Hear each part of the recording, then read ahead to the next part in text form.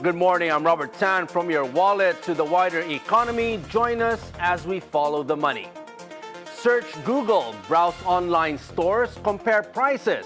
That used to be how we shop. Now we just ask AI, what should I buy?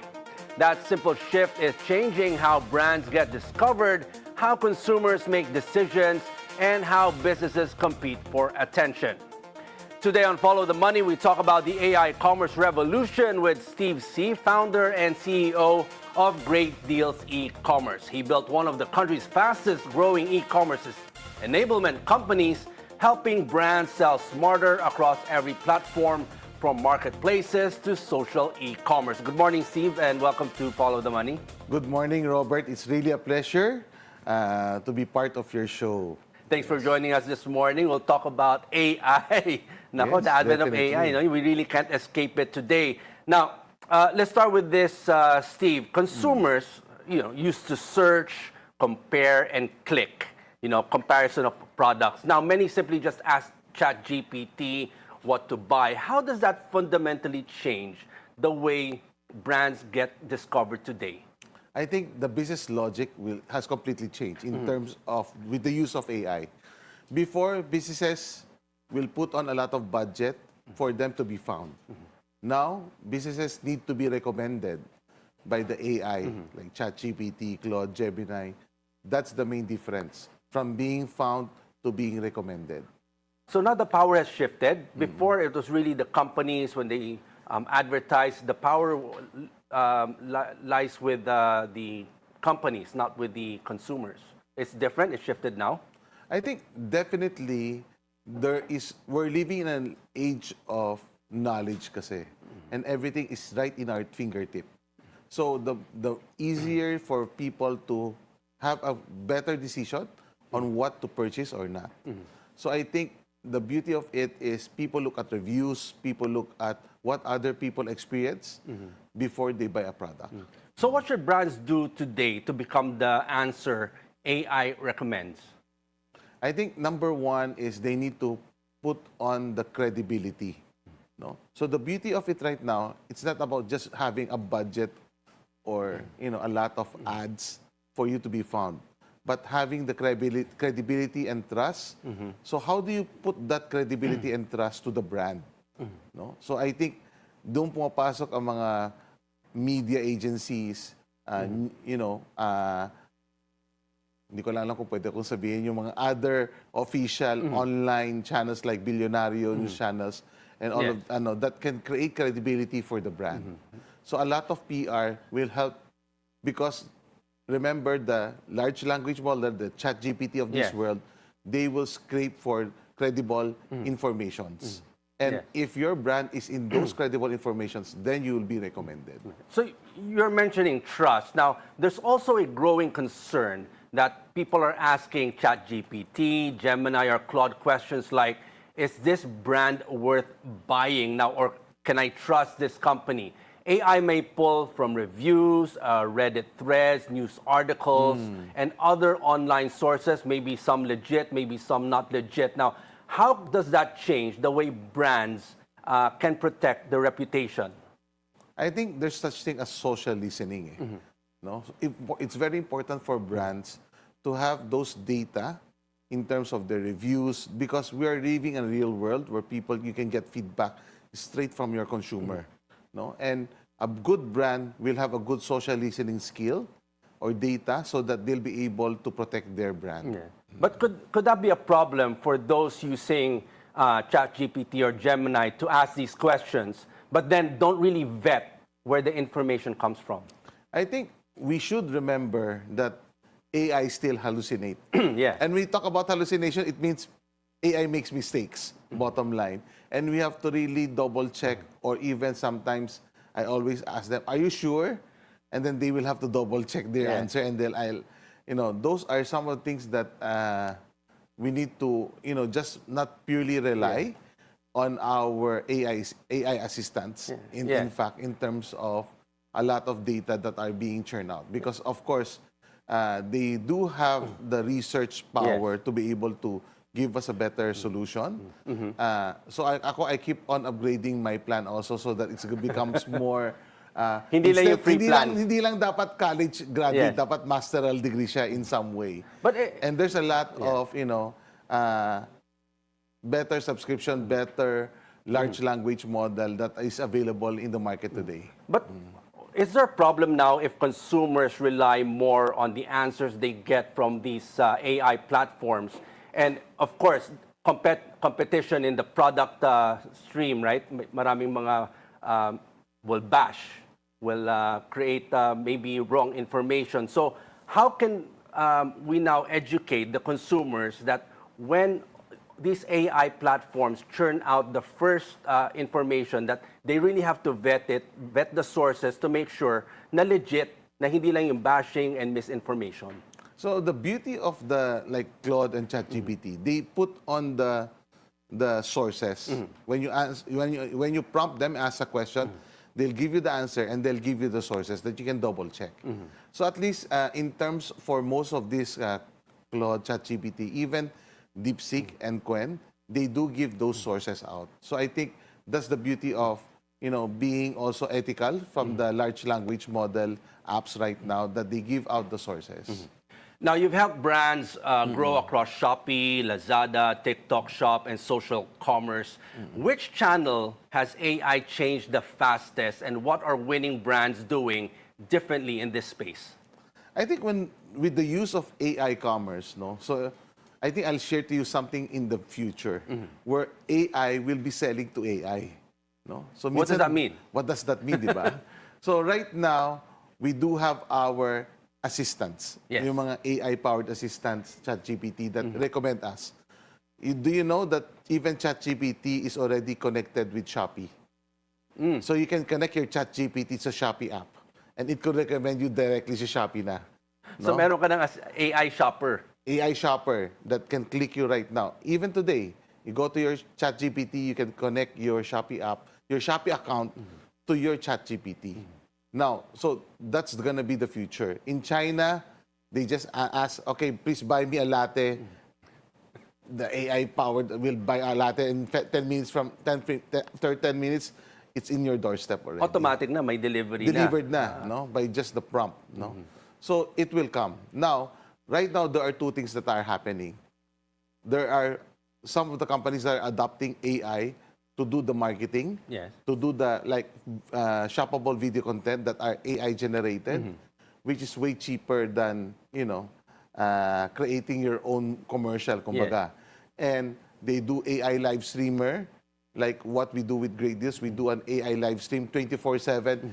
The AI live streamer host can run 72 hours straight with the same gusto. Yeah, you showed me that video before we started the show. How different is that with the technology today? Before kasi parang nalalaman mo na AI generated, but what you showed me, even I thought it was a real person that was doing live selling until you showed me that it was an AI generated streamer. But where do you draw the line now in terms of, there are a lot of live streamers who really work hard? Then baka maungusan na sila ng mga AI streamers ngayon? Well, this is still at the early stage, I would say. So for us, we always look at what the consumer behavior would like.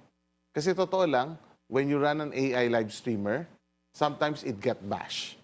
Oy, AI ka, ganyan-ganyan, no? People, especially Filipinos, they like to bash, something that they're not familiar with. But the way I look at it is, it will come. How fast it will come, how fast the consumer will accept it, that's where gonna be the difference will be. But I mentioned that because consumers today are getting better at spotting AI-generated ads, captions, product visuals, and some are becoming skeptical of them. Now, how can brands use AI without making their marketing feel like, not authentic? So the beauty of this platform, whether it's Shopee, TikTok, there's already, they give out that it's an AI generated. So there's no deceit in terms of when we broadcasting, may nakasulat doon AI streamer or AI generated content. So that's the beauty of it right now. People are not being deceived that they're speaking or looking at not actual people, but AI-generated content. But if every brand, Steve, is using AI, how do you now avoid becoming undistinguishable from everyone else? So the beauty of it is, of course, there will be execution on talent, execution on how good that persona. For example, Robert, next time, you allowed yourself to have your image and likeness Hindi na natin be put makikita. on a digital avatar. Yeah. You know? And it's a reality that will be coming. You can have your image and likeness in the digital avatar, and that digital avatar will be the one speaking or promoting something, right? Yeah. So those are opportunities, I would say, that you can efficiently, grow your platform na hindi ka lang covered into a 24/7, but to a lot of other things, right? Yeah. So you can do golf while still being on a stream, right? So I think those are the beauty of having this tool, this technology in our hands right But now. it's really crazy to think how realistic. You just took a photo of me. It took a minute to generate, and it looked exactly like me, but it wasn't me. Yeah. But anyway, Steve, well, we're just going to take a short break. When we come back, in China, AI agents are shopping and making purchases on behalf of consumers. If that reaches the Philippines, what happens to your favorite brands and the malls? Stay with us. Keep following the money.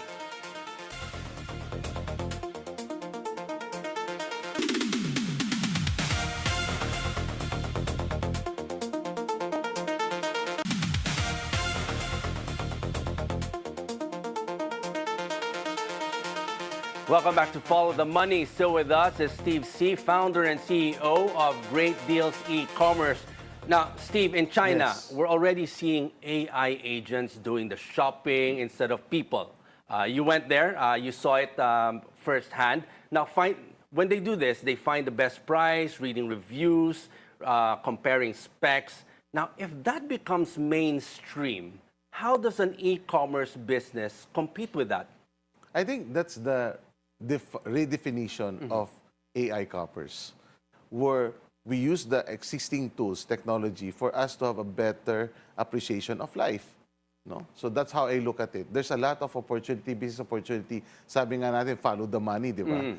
If you know where the trend is going and you adapt your business, you will not be disrupted. For me, for our business, for e-commerce, we know the old ways of search will not be that relevant anymore. We need the brands to be recommended because that's where the consumer behavior. Philippines is in the top 10 global AI search as a country. So how adaptive we are as a Filipino digital natives, ganun ka tayo ka-adapt that we now use ChatGPT on most of our AI searches. So, having said that, Steve, do you see malls fading away in the future, or brick and mortar stores? Everybody's online na? I think there will always be a balance of omni-channel, offline and online. No, of course there will be the first mover advantage. It's not about what will happen 20 years from now. Yeah. Of course that's different. But as we go through this journey, there will be a lot of consumer behavior trends that we need to capture so that we'll be able to follow the money nga, no, on that part. And for us entrepreneurs, it's looking for those opportunities where we can be of value to our clients and customers. It's that question again, adapt or die. Ganun ba yun? And, for us, 10 years ago, when I started Great Deals, I was building a digital first or a digital native. Sabi ko, I want to hire people that are digitally first. Now, we have a change of mind. You need to be an AI native. So how much of the strategy has changed? A lot in terms of workflow, business logic. We've changed a lot in terms of adapting to AI because we know that's going to be, the efficiencies is through the roof. No, yun yung kagandahan yun. I've given you a video of yourself in less than a minute. I know. If you're gonna create it, doing old tradition takes you an hour to create that kind of True. quality, Traditional right? commercials before, you have to spend millions and you really have to get the celebrities, the influencers. So now, you see this now as changing. It's more cost effective. But How do you think people who are watching are adapting to that? Because trust also is key. They trust the influencer, but when you look at an AI-generated influencer, where's the balance in that? I think the important thing is, are people entertained? Especially for my business. It's e-commerce. Are they being entertained so that they'll be able to shop? So if I can entertain them with the video that I create, then I'm successful. No, it's not about just, that's why we always put on AI live streamer, AI generated content, so that we don't give any deception to our people. But people still get entertained. I showed you the plush toy that can, able to be an affiliate already, right? And those are some of the things that, people enjoy watching, and then they get to add to cart, click to buy, and it's effective. Where does ethical use come into play? For me personally, AI is so new. There's so much advances being made, and there's so much research being done.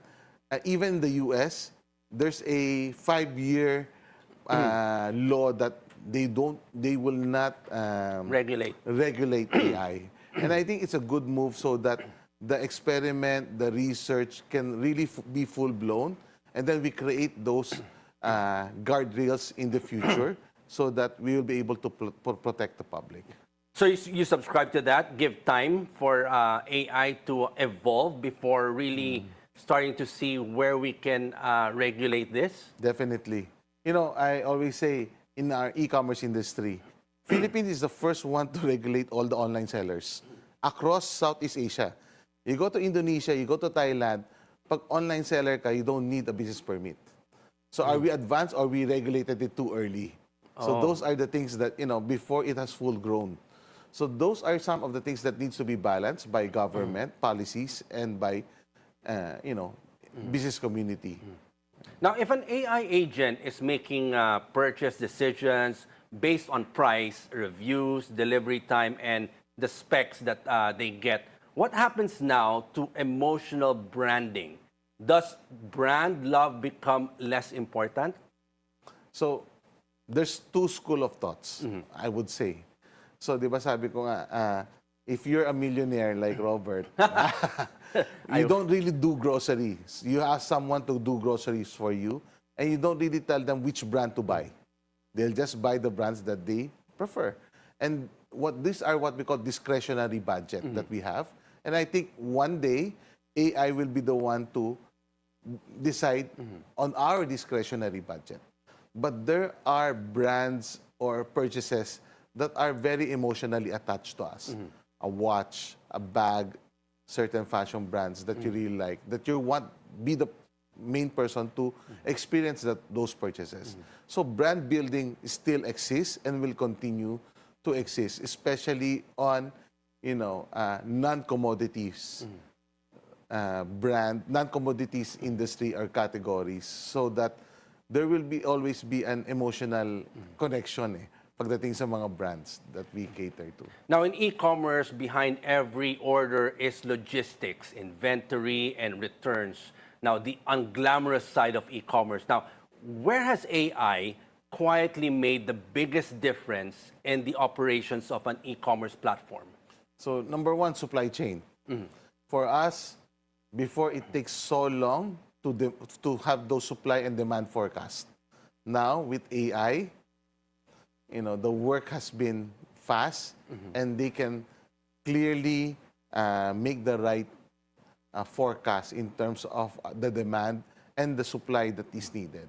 How accurate have these forecasts now been by using AI than compared before when you have to do it manually? So the difference is the speed of doing it. I think now, because it's AI formulated, everything, you get the data in just minutes na lang nandyan na. No? But so how accurate I think 90+% in our business, we're doing it. It takes, one person now can do the work of 4 persons before. So that's the efficiencies that is giving to our team. No?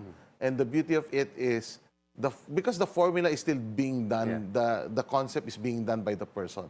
It's just that all of this data is so much faster in terms of able to generate the supply and demand. Well, one of the fears of AI in creating efficiency is job loss. You mentioned it yourself that one person now can do what four persons used to do. Yes. Did you have to lay off So a lot of people? Well, by or God's no? grace, we're growing as a company. So for me, I always told 2 years ago, I called up all of my creative supervisors and I told them, okay, this is the reality. You need to adopt AI or you don't have work by next year. Smiling. Yun yung adapt or die na sinasabi mo. That's the reality that I told Reality them. na. Because if you don't, you will be replaced by people that know how to use AI. Because we're going to that direction. And I'm empowering each and every one of my employees to have, right now, if you look at our org structure, for example, this person, okay, ilan na AI agents mo under you? So that's how I view them if they're adaptive or not. How they are using the workflow, changing the workflow faster because of AI. And these are, right now, I just go to my clone, naka-connect siya naka-API integrated siya sa data center namin. I can get insights already immediately. I don't need all to ask the information you all need. the information that I need. Okay. So ganun ka powerful ngayon that yung workflow is quite fast And efficient. Even when we create products, or yung mga tech people namin, they're not anymore back end or front end. They're the whole end na. Because they have all of these AI agents with them, empowering them. Okay, Steve, let's now move on to our rapid fire segment. Quick questions, quick answers. Let's start with this. One marketing expense brand should cut this year because AI already does it better. What would it be? Marketing. Marketing. Kawawa naman yung marketing department. Okay. Influencer marketing in the AI era, still worth it or overpriced? You have the AI streamers. So basically, influencer marketing is still right now the trend. So in the future, it will... Malalampasan na sila? Dandahanan, aabot yun dyan. Gotta evolve. Okay. Which needs the human touch more? The product page or the customer chat? I think... both AI can do, really, even way better. Okay. In the future, will brands have to market to AI before they market to people? You were saying AI to AI. Definitely, it will come. That's how I view it. Okay, finish the sentence. The brand that will dominate the AI era are the ones that will adapt to the AI revolution. Okay, and finally, Steve, we talked about everything. AI is changing from search to shopping to marketing. But what's the one thing about e-commerce that AI will never change? I think so hard to think of what AI can really do. Because I think right now it's We just scratch the surface. Parang, no? Oh, kasi it's a revolution eh. AI is a revolution that we need, either we fight it off or we try to adapt to it, no? Yeah. And even myself, I don't know if I could be replaced as a CEO also of my company. I'm not sure also if AI can do that AI better. can okay. Well, hopefully, I guess. But I think the way I view it is we're gonna have a blended culture. When I say blended culture, it's human talent with AI-powered assistant. Well, the only thing permanent naman is change. So we really have to adapt and evolve. On that note, Steve, thank you for joining us this morning, sharing your insights in e-commerce and adapting to AI. Thank you very much. Thank you. And that's all for today. I'm Robert Tan. Thanks for watching. Keep it here on the Bilyonaryo News Channel, and always follow the money.